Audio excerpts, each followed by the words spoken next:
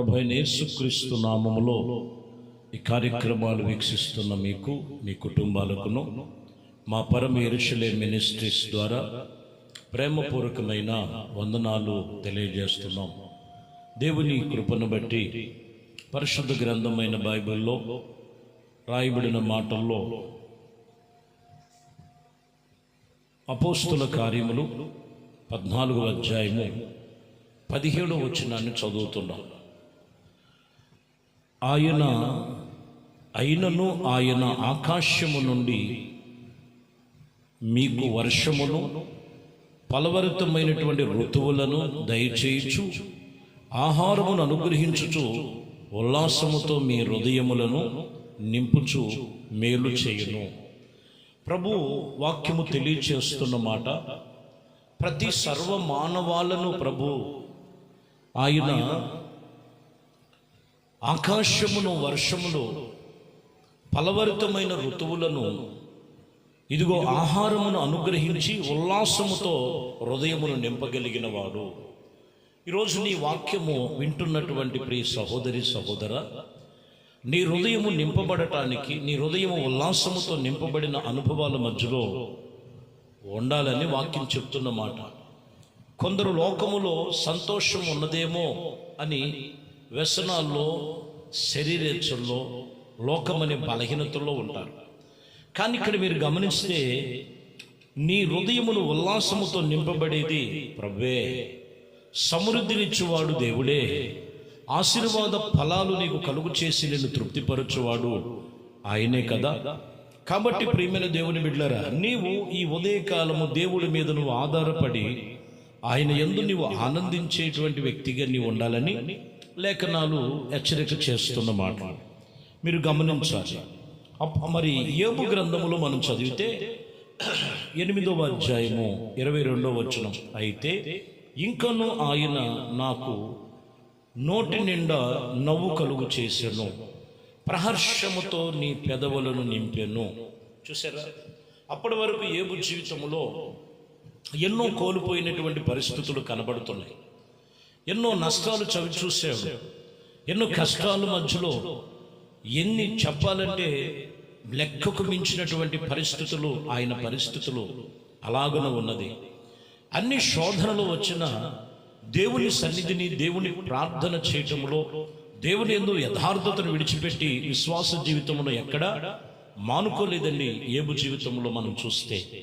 అందుకని ఇక్కడ మనం చూస్తే యోబు చెప్తాడు, ఇంకనూ ఆయన నా నోటి నిండా నవ్వు పెట్టాడు, ఇదిగో ప్రహర్షముతో నా పెదవులు నింపెనని రాయబడి. చూసారా, ఎంత సంతోషమైన జీవితాన్ని దేవుడి సన్నిధిలో పొందుకునటానికి మూల కారణం ఏంటంటే, ప్రియమైన దేవుని బిడ్డలారా, ప్రభునందు నిబంధన కలిగి. కొంతమందిని మనం చూస్తుంటాం, భక్తి చేస్తుంటారు, కొన్ని రోజులే వాళ్ళకి అన్ని అనుకూలంగా, అన్నీ మరి నచ్చినట్లుగా, మెచ్చినట్లుగా నడుచుకున్నప్పుడు దేవుడు అంత గొప్పవాళ్ళు లేడని చెప్తుంటారు. కానీ కొన్ని శ్రమలు, కష్టాలు వచ్చినప్పుడు దేవుని యొద్ద నుండి సంగమునకు, ఇంకా చెప్పాలంటే అసలు ఆత్మీయతకే చాలా దూరంగా నిలిచేవారు లేకపోలేదు. ఇలారా, ఏ స్థితిగతుల మధ్యలో ఉన్నా నీ నోటి నిండా నవ్వు పెట్టువాడు ఆయనే, ప్రహర్షముతో నీ పెదవులను నింపువాడు ఆయనే. ఆయన పేరు నజరేయుడైన యేసు. ప్రభు సన్నిధిలో నీవు ఆయనతో నిబంధన కలిగి ఉన్నప్పుడు ఆయన నిన్ను అన్ని విషయాల్లో కూడా ఆదరించి, కనికరించి, కృప చూపించగలిగిన దేవుడు ఆయన. కొలసీలకు రాసిన పత్రికలో 3వ అధ్యాయంలో 15వ వచనాన్ని మనం చదువుతున్నాం. క్రీస్తు అనుగ్రహించు సమాధానము మీ హృదయములో ఏలుచుండనీయుడి. ఇందుకొరకు మీరు ఏక శరీరముగా పిలవబడితిరి మరియు కృతజ్ఞులై ఉండుడి. ఇక్కడ సమాధానం అనేది మీ హృదయములో ఏలుబడి చేయనివ్వండి. మీరందరూ యేసుక్రీస్తుతో, ఆయన సమాధానకర్త అయినటువంటి దేవుడు, ఆయనలో మనం ఏకశరీరులుగా ఉండాలని, మనం ఎప్పటికప్పుడు ఆయనకి మనము కృతజ్ఞత కలిగిన వారమై ఉండాలని వాక్యం చెప్తున్నమాట. మీలో, మీ హృదయములో సమాధానము నింపబడాలి. అసమాధానము కాదు. కొందరు భక్తి చేస్తూ ప్రార్థనతో ప్రభుతో నడుస్తుంటారు, కానీ ఇంకా వారి జీవితంలో సమాధానం ఉండదు, కృతజ్ఞతలు ఉండవు. ప్రభు చెబుతున్నటువంటి మాట, ప్రియమైన దేవుని బిడ్డలారా, ఇదిగో యేసుక్రీస్తులో నీవు పాలివారై ఉండి ఏకశరీరమై ఉన్నప్పుడు ఆయన సమాధానకర్త దేవుడు. నీవు కూడా సమాధానముగాను దేవుడి సన్నిధిలో నిత్య నిబంధన గలవారై ఉండాలని దేవుని వాక్యం చెప్తున్న మాటలు మీరు గమనించాలి. ప్రియమైన దేవుని బిడ్డలారా, ఇర్మియా గ్రంథములో 33వ అధ్యాయము 6వ వచనములు మీరు చదివితే, నేను దానికి ఆరోగ్యమును స్వస్థతను మరలా రప్పించుచున్నాను, వారిని స్వస్థపరుచుచున్నాను, వారికి స్వస్థత సమాధానము, వారికి సత్యమును సమాధానము సమృద్ధిగా బయలుపరచబడి ఉన్నది. ఇక్కడ మీరు గమనించినట్లయితే, నేను మరలా వారికి ఆరోగ్యం కలుగు చేస్తానని చెప్తున్నాను, మరలా నేను వారిని స్వస్థపరుస్తానని చెప్తున్నారు.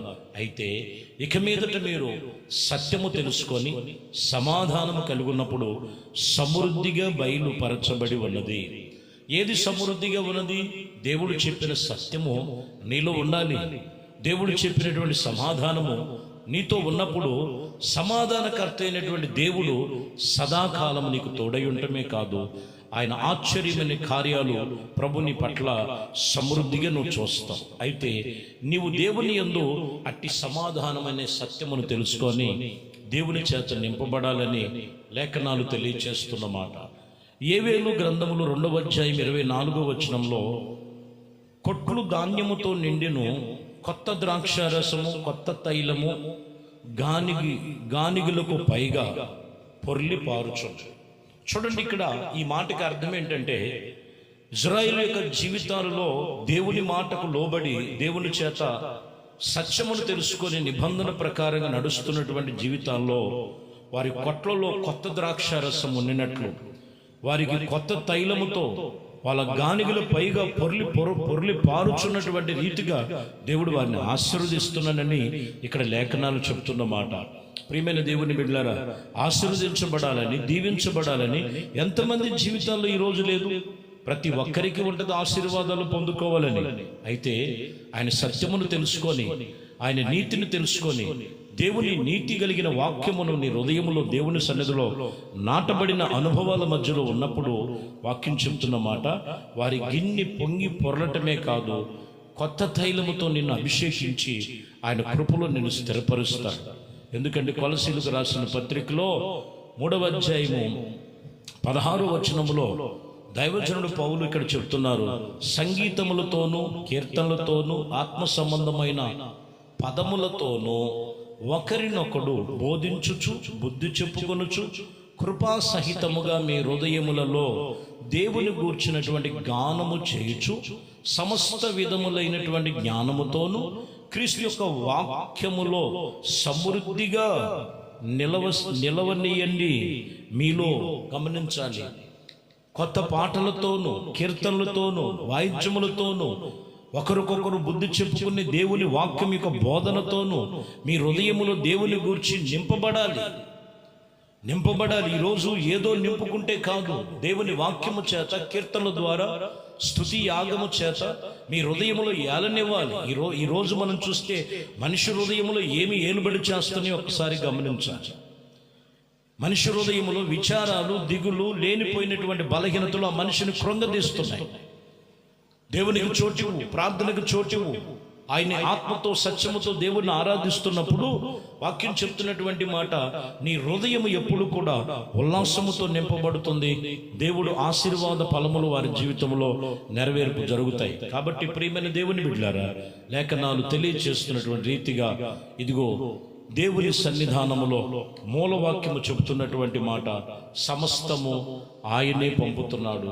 సమస్తము నీ హృదయములో సమృద్ధిగా ఏలిబడి నింపుదల కావాలంటే ప్రభుకి నీ హృదయం ఇచ్చి, ఏ విషయంలో కూడా నువ్వు వెనకంచి వేయక, ఇప్పుడే నీలో ఉన్న ఆ లోప బలహీనతలను విడిచి వాక్యమును బట్టి నాతో మాట్లాడావు ప్రభువా అని నీ జీవితమును ప్రభుకి నువ్వు అంకితము చేసుకొని ప్రార్థన చేయగలిగితే ఎటువంటి పరిస్థితులైనా నీ ప్రార్థన దేవుడు ఆలకించి ప్రతిఫలం ఇస్తాడు, ఆయన కృప చూపిస్తాడు. దేవాది దేవునికే మహిమ కలుగునుగాక. ప్రార్థన చేద్దాం. మహాపరిశుద్ధుడా, ప్రేమ కలిగిన తండ్రి, దయగలిగిన మా ప్రభువా, మీ ఘనమైన శ్రేష్టమైన నామానికి స్తోత్రాలు స్తుతులు చెల్లిస్తున్నాం. మీ కృపా దయా సంకల్పమును బట్టి ఇదిగోనైనా ఈ ఉదయ కాలము మీ వాక్యం విని హృదయములోనైనా మీ మాటలు ఏలుబడినని అయ్యా, మరి ఆత్మ సంబంధమైన మాటలు చేత సరిచేయబడనివ్వండి. ఆత్మీయతలో మరింతగా బలపరచబడి ఆశీర్వాద ఫలముల చేత నింపని మీ కృపను స్థిరపరచమని, మహిమ ఘనత ప్రభావాలు మీకే పొందుకోమని నజరేయుడైన యేసుక్రీస్తు నామములో ప్రార్థించి వేడుకొనుచున్నాము తండ్రి. ఆమేన్. ప్రభువు మిమ్మల్ని దీవించి ఆశీర్వదించునుగాక. ఆమేన్.